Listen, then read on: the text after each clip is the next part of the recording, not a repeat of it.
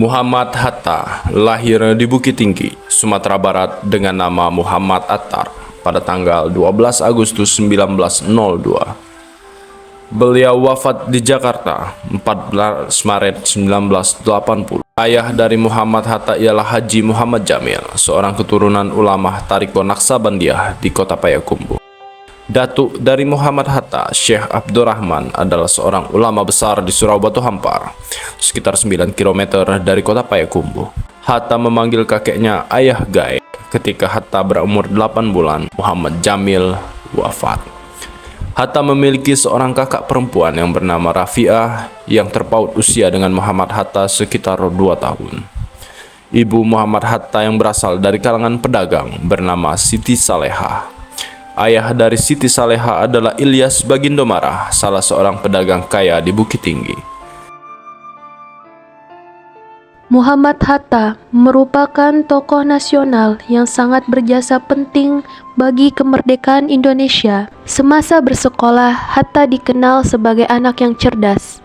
Hatta menempuh pendidikan dasar di Sekolah Melayu Bukit Tinggi. Pada tahun 1913 sampai tahun 1916, beliau melanjutkan di Sekolah Dasar Eropa di Padang. Muhammad Hatta melanjutkan pendidikannya ke Mir Utsbreed Lake Onderwich Molo di Padang. Kemudian Hatta melanjutkan pendidikannya ke Belanda.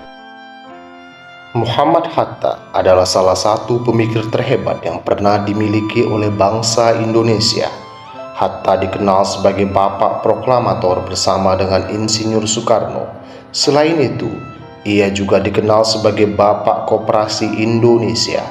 Buah pemikirannya telah berpengaruh terhadap berbagai aspek kehidupan bangsa Indonesia, termasuk dalam bidang demokrasi, sosialisme Indonesia, dan koperasi. Hatta adalah penggagas utama konsep ekonomi kerakyatan yang dituangkan dalam pasal 33 dan 34 Undang-Undang Dasar 1945. Sebagai salah satu tokoh proklamator dalam sejarah Republik Indonesia, beliau menunjukkan dan mencerminkan akhlak yang mulia. Bung Hatta juga berkomitmen untuk melayani rakyat dengan sepenuh hati. Dia selalu mendengarkan aspirasi masyarakat dan berusaha untuk memenuhi kebutuhan rakyatnya, menciptakan kebijakan yang berfokus pada kesejahteraan rakyat. Pemimpin yang transparan dan bertanggung jawab, tidak hanya menjelaskan kebijakan yang akan diambilnya, tetapi juga siap menerima kritik dan masukan. Dengan demikian, dia membangun kepercayaan kepada masyarakat terhadap pemerintah. Keterampilan dan pengetahuan beliau dalam bidang ekonomi tentu sangat mencolok, menjadikan beliau sebagai sosok yang sangat kompeten. Dengan kompetensi ini, beliau mampu merumuskan kebijakan yang tidak hanya teoritis, tapi juga praktis dan bermanfaat bagi masyarakat. Dengan demikian, nilai-nilai orientasi layanan, akuntabel, dan kompeten yang diterapkan oleh Bung Hatta dalam kehidupan sehari-harinya mencerminkan dedikasinya sebagai pemimpin. Muhammad Hatta selain dikenal sebagai tokoh nasional, beliau juga sebagai pendiri negara dan wakil presiden pertama di Indonesia.